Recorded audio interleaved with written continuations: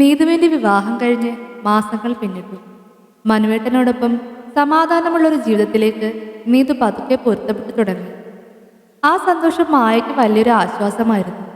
എന്നാൽ തൻ്റെ വീട്ടിൽ അർച്ചനയുടെ ശല്യം കുറഞ്ഞില്ല. ഭാസ്കരനമ്മാവന്റെ ആലോചന മുടങ്ങിയതോടെ അർച്ചനയുടെ മുഖത്ത് എപ്പോഴും ഒരു കറുപ്പായിരുന്നു. മായയോട് മിണ്ടാനോ അവളെ സഹായിക്കാനോ അവൾ കൂട്ടാക്കിയില്ല. അങ്ങനെയിരിക്കെ ഒരു കർക്കിടക മാസത്തിലെ മഴയുള്ള രാത്രിയിൽ മായയ്ക്ക് വേദന തുടങ്ങി. അർദ്ധരാത്രിയിൽ നിതിനും അച്ഛനും കൂടിയാണ് അവളെ ആശുപത്രിയിൽ എത്തിച്ചത്. പിറ്റേന്ന് പുലർച്ചെ മായ ഒരു ആൺകുഞ്ഞിന് ജന്മം നൽകി. സിദ്ധുവിന്റെ ചതിയും അർച്ചനയുടെ കുത്തുവാക്കുകളും തളർത്തിയ അവളുടെ ജീവിതത്തിലേക്ക് ആ കുഞ്ഞൊരു വലിയ വെളിച്ചമായിട്ടാണ് വന്നത്. അവൻ അവൾ ആദി എന്ന് പേരിട്ടു.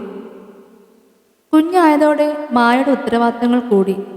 അർച്ചനയുടെ കുറ്റപ്പെടുത്തലുകൾ കേൾക്കാതിരിക്കാൻ അവൾ തൻ്റെ ഓൺലൈൻ ജോലികൾ കൂടുതൽ ഗൗരവത്തോടെ എടുത്തു. കുഞ്ഞിനെ ഉറക്കിക്കിടത്തി പാതിരാത്രി വരെ അവൾ ലാപ്ടോപ്പിന് മുന്നിലിരുന്ന് ജോലി ചെയ്തു. സ്വന്തം അധ്വാനം കൊണ്ട് അവൾ കുഞ്ഞിന് വേണ്ട വസ്ത്രങ്ങളും മരുന്നുകളും വാങ്ങി. ആരോടും കൈനീട്ടാതെ അന്തസ്സോടെ ജീവിക്കാൻ അവൾ പഠിച്ചു. ആദ്യക്ക് 2 വയസ്സായപ്പോഴേക്കും മായ ഒരു പ്രമുഖ മാഗസിനിൽ സബ് എഡിറ്ററായി ജോലി പ്രവേശിച്ചു. ഓഫീസിൽ പോകേണ്ടി വരുമ്പോൾ അമ്മ സുശീലയാണ് കുഞ്ഞിനെ നോക്കിയിരുന്നത്. അർച്ചനയ്ക്ക് അപ്പോഴും മായയുടെ ഈ വളർച്ച സഹിക്കാനായില്ല.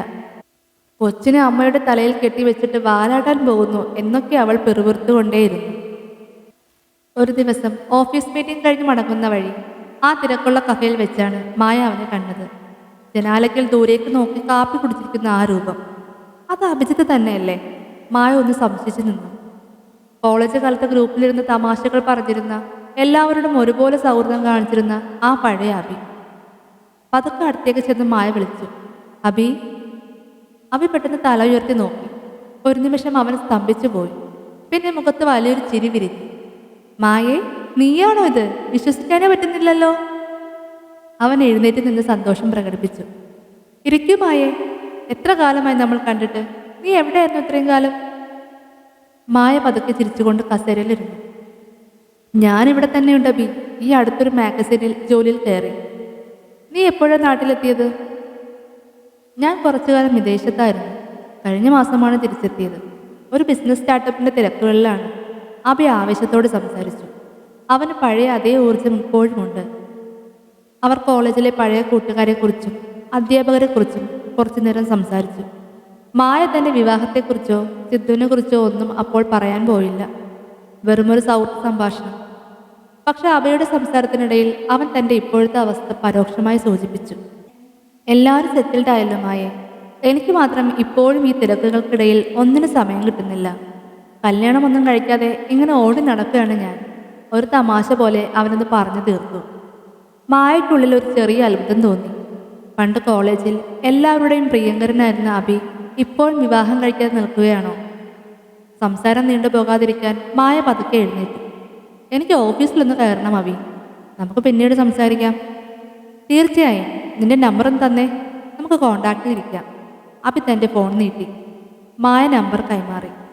വർഷങ്ങൾക്ക് ശേഷം ആ പഴയ സുഹൃത്തിനെ കണ്ടുമുട്ടിയപ്പോൾ അവളുടെ മനസ്സിൽ ഒരു പ്രത്യേക ആശ്വാസം തോന്നിയിരുന്നു.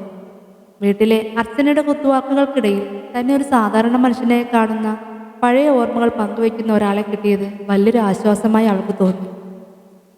തിരികെ വീട്ടിലെത്തിയ മായയെ കാത്ത് പതിവ് പോലെ അർച്ചന ഉമ്മർത്തുണ്ടായിരുന്നു. ഇന്ന് നേരത്തെ വന്നല്ലോ. വല്ല വിരുന്നുകാരെയും കണ്ടുമുട്ടിയോ വഴിയിൽ വെച്ച്? അർച്ചനയുടെ ചോദ്യത്തിൽ പതിവ് പോലെ ഒരു പരിഹാസം കലർന്നിരുന്നു. മായ ഒന്നും മിണ്ടാതെ അകത്തേക്ക് നടന്നു. അവളുടെ ഫോണിൽ അപ്പോൾ അഭിയുടെ മെസ്സേജ് വന്നു. കണ്ടതിൽ ഒരുപാട് സന്തോഷം മായേ. നമുക്ക് ഫ്രീ ആകുമ്പോൾ വിളിക്കാം.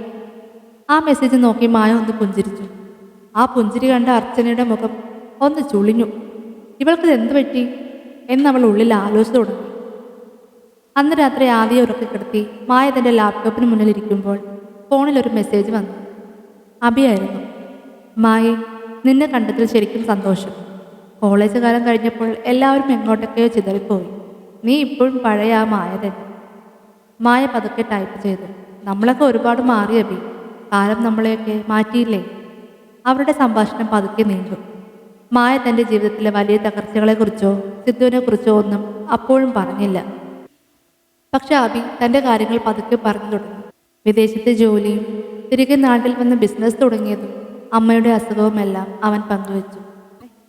ഒരിക്കൽ സംസാരത്തിനിടയിൽ അഭി ചോദിച്ചു, മായി, നീ എന്തിനാ ഇത്രയും കാലം ആരോടോ ഒന്നും പറയാതെ ഒളിപ്പിച്ചു വെച്ചത്? നമ്മളൊക്കെ അത്രയും ദൂരെയുള്ളവരായിരുന്നു. മായ അതിന് മറുപടി നൽകിയില്ല. അവളുടെ മൗനത്തിൽ പലതും അടങ്ങിയിട്ടുണ്ടെന്ന് അഭിക്ക് മനസ്സിലായി. അടുത്ത കുറച്ച് ദിവസങ്ങളിൽ അവർ ഇടയ്ക്കിടെ ഫോണിൽ സംസാരിക്കാൻ തുടങ്ങി.